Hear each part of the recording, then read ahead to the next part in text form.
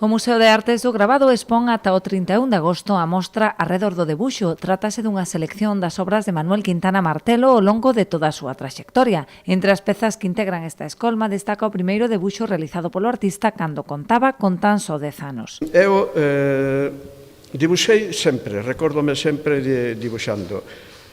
Non sei se por suerte ou por desgracia non teño ningún dibuixo da miña infancia.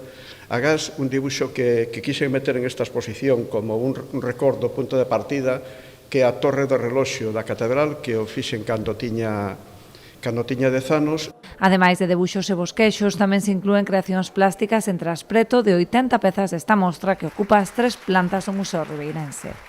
Temos unha exposición dun dos artistas máis coñecidos e recoñecidos de Galicia, que é Quintana Martelo, tanto pola súa función institucional, era o presidente da Real Academia Galega de Belas Artes de Galicia, un título altisonante, pero moi importante, pero sobre todo Quintana, o que é un grandísimo artista.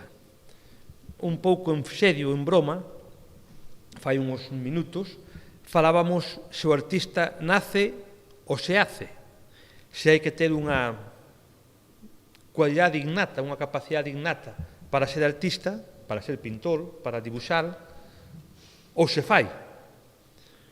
Eu visto ese cuadro, ou obra, ou pintura, como se queira chamar, de cando tiña 10 anos, igual que se un vai, ora xa non se pode ir, por desgracia, ao Museo de Belas Artes, e vías dibuxos de Picasso aos 11, aos 12 anos, eu creo que o artista nace.